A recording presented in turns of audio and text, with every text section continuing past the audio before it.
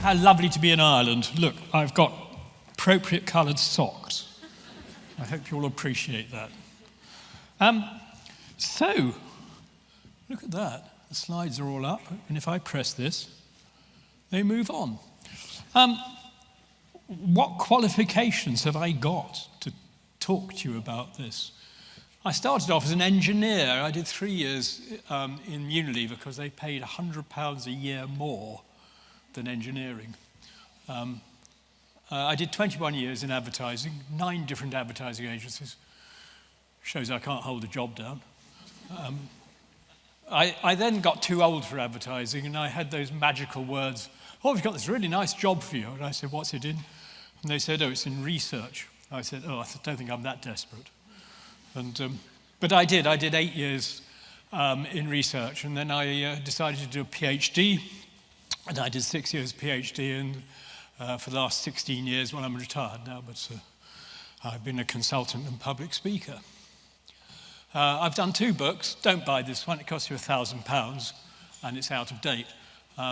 Do buy this one, it costs you £12.99. It's a bit academic, but it will tell you everything that I'm going to tell you in this presentation. And these are a few of the brands I've worked on. I invented a product called Kellogg's Super Noodles, which is now Bachelor Super Noodles. And one in particular I was confused by in a way, because Stella Artois, it used to do advertising like this, my shouty whisper, and if you read the copy, which of course nobody did, you discover that Stella Artois was incredibly expensive because it had these marvellous ingredients, and the ingredients were so fantastic that the beer cost more. So there were all sorts of ads like My Shouty Whispered, The Golden Fleece, Discover the Breaking Point of Plastic, and so on and so forth. And it launched in 1982, and nobody could remember it. I mean, it's 4%. Have you seen any advertising for Stella Artois? 4%. But the brand peculiarly had the highest quality rating of all beers, 45%. So how had it done that? Well, when we came to launch the TV campaign, we realized that reassuringly expensive was a bit of a complicated message. So I suggested a strategy: people will give up anything for a pint of Stella. And we kept the reassuringly expensive line, even though there was no difference in price from other lagers. And this was the first ad that we ran.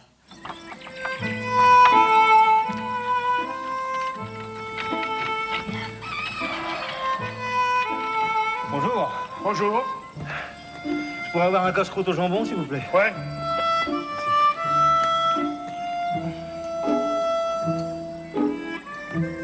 Ça fait 10 francs. Ouais.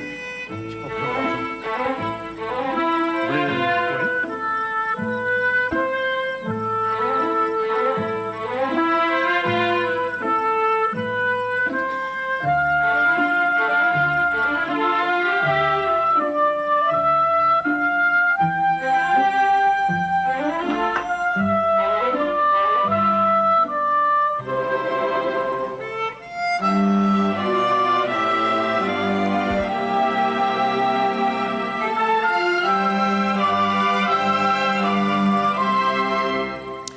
An interesting bit of nonsense. And in many ways it was nonsense, because nobody understood or recalled the message about Stella Artois being expensive. You know, I mean, yes, you got the idea to give all his carnations away, but you didn't know why. And nobody really liked Stella Artois. Stella Artois was a cheap beer from Belgium. It's very bitter. When you did taste tests, 4 out of 5 people said they didn't like it. When you put the brand on, 4 out of 5 people said they did like it. Weird. And then in those days, we had this thing called a link test. Have you heard of the link test? No, it was Millwall Brown link test. And basically, it was a communication test. Everybody used it. And it failed. And the reason it failed is it didn't fit the standard model of advertising, which is all to do with advertising is one-way communication creating and sending messages. So most marketers wanted attitude change. They saw lack of message communication as a problem. They wanted awareness and recall to solve it. Most ad agencies, they saw fame and notoriety as the objective, bless them. They saw a lack of attention as the problem, and they saw creativity as a solution. So you put these together, you get what's called the persuasion model. Creativity leads to attention, leads to awareness, leads to recall, and then awareness and recall lead to attitude change, which leads to behavior change. This is what we call system 2 thinking for those who've done behavioral economics. And creativity is based on emotion. This is a really great quote from my friends Les Binet and Peter Field. Emotive campaigns, those that rely on emotional appeal rather than just information and persuasion, tend to be more successful at building brands than those with rational product messages, even in highly rational product categories. So you can stick emotive content on the front of this, and there you've got the expanded persuasion model. And the role of creativity is to use emotive content to get people to pay attention. What's the relationship between emotion and attention? According to Robert, emotional content leads to arousal, leads to attention, leads to learning. My good friend Eric Duplessis actually, with Millwall Brown, started a website saying why Robert Heath is wrong. I was really flattered. And anyway, Heath's error, he wrote in his book, all the evidence about emotional appeals in advertising shows their main role is to attract attention. Graham Page, we pay more attention to emotionally powerful events. We do, you know, if you see somebody hit by a car, you pay attention. If you see a chandelier collapse and fall on the ground, you pay attention. But this idea that attention is necessary still persists. The measurement of attention has become widely recognized as a key element in effective planning and buying of brand campaigns, said Karen Nelson Field this year. So what is the relationship between attention and advertising and emotion? What's the relationship between advertising and emotion? You would think, according to the slides I've just been showing you, that the higher the emotional content, the higher the attention. So this was part of my PhD research. And what I did is I put a head camera on people. You can use glasses now, but I put a head camera on people and basically measures the movement of their eyes, tiny movements. And the faster your eyes move, the more cognitive processing is going on, the more attention you're paying. So you can physically measure the attention being paid. And I got a set of ads, and I got groups of ads that were very high in emotive content, groups of ads that were very high in rational content, and I put them into a reel of, I think it was a program, a Frasier program, and I played that to them. They didn't know it was anything to do with advertising, and I just measured their attention, and this is what we found. The results were that the higher the emotive content in advertising, the lower the attention people paid. Okay, just let that sink in. The higher the emotive content, the lower the attention. And the reason is very simple. The Krober-Reel activation theory assumes that emotive content produces arousal, and typical advertising doesn't produce that sort of arousal. So you don't get the arousal, you don't get the attention, you don't get the learning. Likeable emotive content often causes reassurance, which reduces threat and lowers attention and inhibits learning. And you will know this if you try and sort of focus on what you're doing. When a nice ad comes up, you just let it flow. You enjoy it, it's fun. The only ads you really pay attention to are the ones you don't like. Oh, it's that bloody ad again. That makes you pay attention. So this model doesn't work because that little arrow isn't there. Emotive content, creativity doesn't produce attention. And Of course, this awareness index, which I'm sure you've all come across, one number, recall, how much do people recall from the advertising, depends on awareness. And that, frankly, doesn't work either. Claimed ad awareness is a relevant measure of attention, checks whether something's been taken in about the brand. No, it doesn't. This is a piece of research I did. It's quite a while ago. But basically, I show people, I took some advertising and I checked whether people who had seen the ad had their favourability shifted. And this is the results. This was the ad. It's rather jolly. Switch!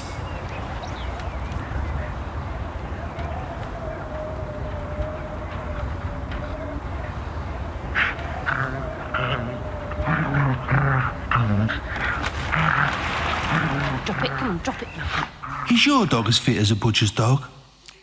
So there's no message in that, there's no detail. 25% of non-users claim butcher's dog have been advertised on TV recently. We use non-users because it's more, if you use users, it gets more messy because they say things they don't mean. And this was their favourability. Those who claimed they'd seen it on TV, 4.33. Those who claimed they hadn't seen it on TV, 4.33. No difference. Hasn't worked, according to conventional wisdom. It hadn't shifted favourability. So I did something else. I showed people the ad. I said, have you seen this ad? This is after they'd answered the favourability question. 70%, turns out, has seen the ad. 42% had seen it several times. And when you looked at the people who'd seen the ad several times, 4.14 for those who didn't recognise it, 4.56 for those who did. In other words, the ad had worked, and actually the ad had worked better amongst those who didn't recall it. Magical. You do say to us, well, is it the sort of ad you pay a lot of attention to? Not really. I mean, you probably think you do. But the amount of processing going on in your brain, well, it's probably quite high here because it's a conference, for goodness sake. But if that came up on TV, you don't need much thinking to process that ad. It doesn't arouse you.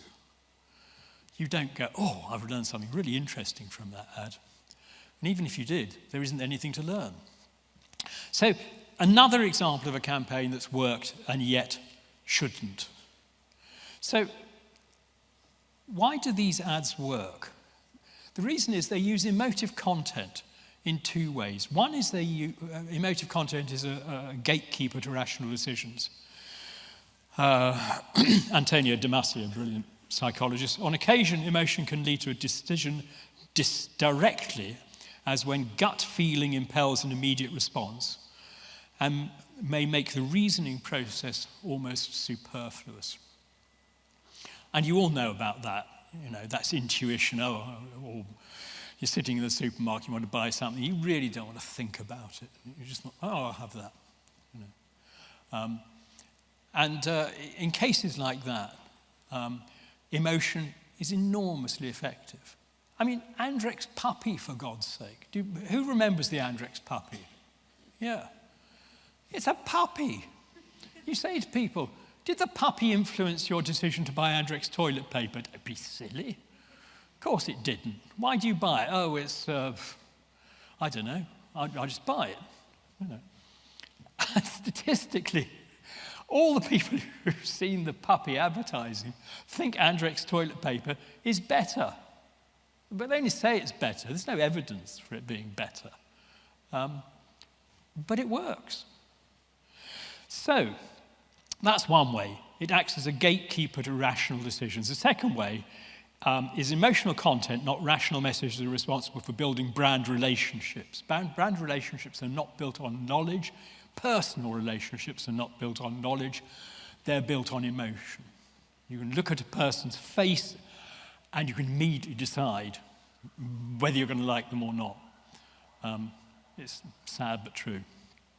Václavic. Relationships develop not on the rational communication level, but on the emotional meta-communication level. So you can add two lines to this. You can add a direct link from emotive content to brand relationships, leading to attitude change, and you can add a direct link to intuition, leading to behavior change. And this is system 1 and 2 thinking. And the top line, the cognitive processing, is high attention. The bottom line is low attention, because you do not need attention to process emotion. If you did, as a species, we'd have died out years ago. It is only your ability to sense the presence of a saber-toothed tiger that stops you being eaten. Okay, so emotive content in advertising influences because decision-making is not rational. That's your brain. Damasio, neocortex is hardwired through the limbic system. The limbic system, I can't point to it, it's down there at the bottom. The thing that looks like a snail's shell has crawled in under your brain. And all that rubbery stuff on top is your neocortex and your thinking. But your thinking is all hardwired through your emotions. So emotions act as a gatekeeper for decisions. They can't impede rational decisions, and they can drive decisions on their own. And there's evidence in my book, you'll read about it, of how if your limbic system is severed from your neocortex, you can't make decisions. And this is Damasio's model. So something comes along, you rummage around in your brain on facts and options and representations, and according to Milward Brown, you make a decision using that. That's route A. Route B comes along. Covert biases relating to emotional experiences in comparable prior situations. In other words, if you've done anything like it before, you've got some emotional marker embedded in your mind, and that feeds into that box. But on occasion, as Damasio says, path B can lead to a decision directly, as when gut feeling impels an immediate response. And that happens, and you forget about the thinking. So that's system 2 is the rational bit. System 1 is the, they call it irrational. It's not, it's emotional. Okay, so what happens with Stella? Well, you fancy a pint. Foster's, Heineken, Carlsberg, Castlemaine, they're all quite amusing. They're all very much the same. Should I try a new brand? And then, Stella feels upmarket and sophisticated. It's in French, that ad, for God's sake. It's not even in English. It's in Provence. That was a bit of an embarrassment, actually, because people thought Stella came from Provence when it actually comes from Belgium, but never mind. I'd like to feel like that. I have a pint of Stella, and, never mind all that other rubbish. And here's the other thing. Emotional influence works better at low attention.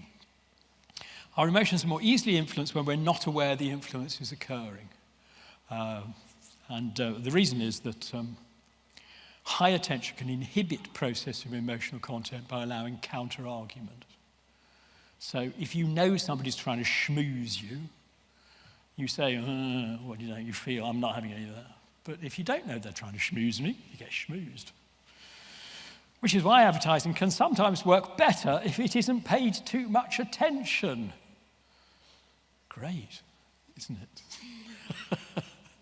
You see how this is unpopular with people like Milward Brown and other research companies who, So here's what I call the subconscious seduction model. It's one you've seen before. Cognitive power on the top, emotive power on the bottom. And there's a method of measuring this, which I developed. It's very successful. It's still used a little bit today, which is a shame. It should be used more. It's called the SEP test. It measures these two constructs and mapped them like this. So your cognitive power is there and your emotive power is there. And it's a questionnaire system. It's 10 questions. It's got a carefully constructed scale. It's extremely inexpensive to run. And it is, at one stage, it was used by, I think, 70% of FMCG companies in the world.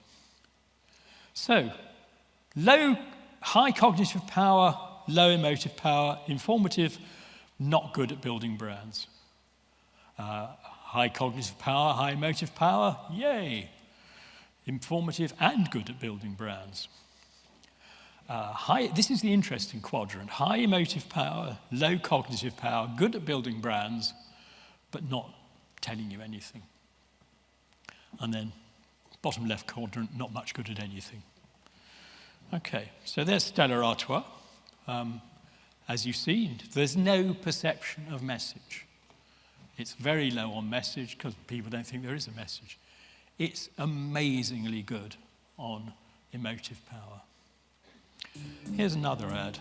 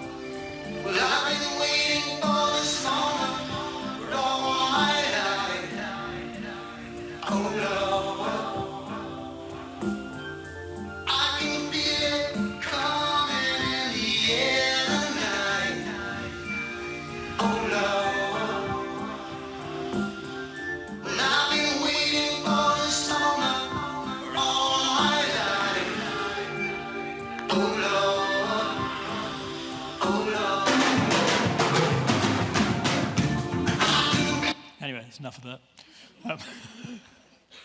No evident relevance to chocolate, no message about the product, no product shown, no eating shots, just a gorilla playing drums. A 10% increase in sales of dairy milk, not only dairy milk, all Cadbury's products. Incredible, incredibly effective ad. Where is it? There it is, even higher than Stella. There's M&S food. There's Darth Vader in America, young Darth. There's John Lewis, Man in the Moon. Here's something not many people know. John Lewis boxer, trampolining boxer ad, actually more effective. But sadly, advertising with high emotive power is becoming rarer. This conference on not very long ago, Brian Jacobs, people are increasingly bombarded with relevant intrusive ads that don't appeal and often annoy. Their preparedness to see the advertising in any way positively has reduced. So what happens when this comes on?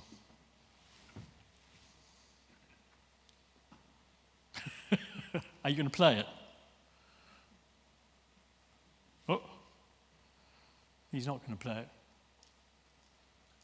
Are you going to play it? He's gone all quiet. We had a bit of a problem with Zen. Anyway, go compare, go compare. What can you do? Go compare, go compare. Go be sure when you insure, first go compare. Where your choices are many, you could save a pretty penny. Okay, when enough. You go online. So what happens when that comes on? Go compare jingle was the most played music in adverts last year. Where does go compare come? Anybody want to guess? Shout. Bottom left. Yes.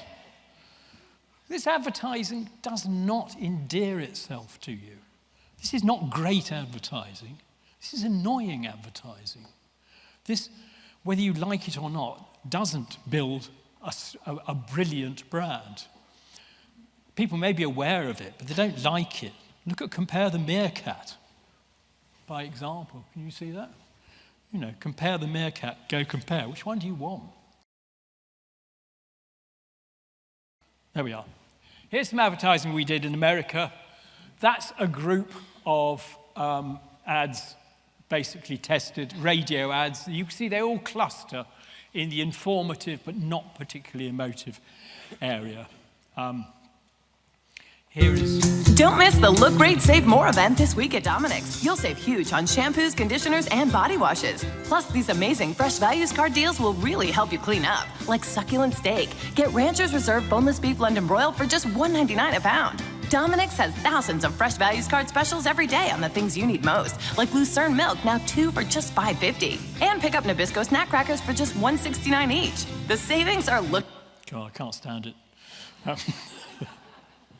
Anyway, there it is, Dominic's, lower end of the effectiveness. Here's another one. Imagine a week when every day there's something great off the grill. Well, that's what happens when you shop at Safeway. Monday, ribeyes, Tuesday, kebabs, Wednesday, sirloins. That's because Safeway is the only place where you'll find Rancher's Reserve, and it's all 100% U.S. beef. And now when you use your club card, get great prices on guaranteed... So you get the impression. Anyway, that one, bit better, you know. Then they did this one. I walked into Safeway and I felt the rain of the forest on my face. I was surrounded by lush trees and colorful fruits, grapes, bananas, mangoes, and pineapples. Then the rain stopped and I was in Florence, in an outdoor market where delicious salami and cheeses swung overhead. The butcher handed me a gorgeous tri-tip roast. Rancher's Reserve, $2.99 a pound with your Safeway Club card. I thanked him, and suddenly I was on a fishing pier, surrounded by fresh halibut and salmon. All too soon, I was at the checkout. A young man said, "You saved $23.14 with your club card, Mrs. Olson." All I could do was smile. There's a place where ideas are limited only by your imagination, where surprise lies down every aisle, and dinner becomes, well, discovery. After all, shouldn't shopping feel more like exploring? Fill your cart with inspiration and ingredients for life. Safeway. So, where does Safeway go? On that jungle ad. There it is. So it's not getting the message over as well as the others. Fair enough. But it is making people feel they want to shop at Safeway. And that's what, radio advertising can do, audio advertising can do. Which one do you want? Do you want to be Safeway Jungle? Do you want to be Compare the Meerkat? Or do you just want to get information over? Or do you want to really annoy people? There's some validation research. I'm not going to go through this. I've put it in. It's in the deck. You can read through it. Basically, it proves that the emotive power is what drives favorability. There's no significant connection with cognitive power. And that was the conclusion, Journal of Advertising Research. Experimental results show clearly it's the emotive, creative content in advertising that builds strong relationships. So, the hidden power of audio advertising. Attention is increasingly seen as being essential for advertising to work. In reality, advertising influences our emotions regardless of how much attention we pay. Emotions control our decisions. Using irritating devices to arouse attention impedes learning and damages brand favorability. The best way to use radio to build brands is to make advertising with appealing emotive content which people like and enjoy, and worry less about whether they can recall it. Thank you very much.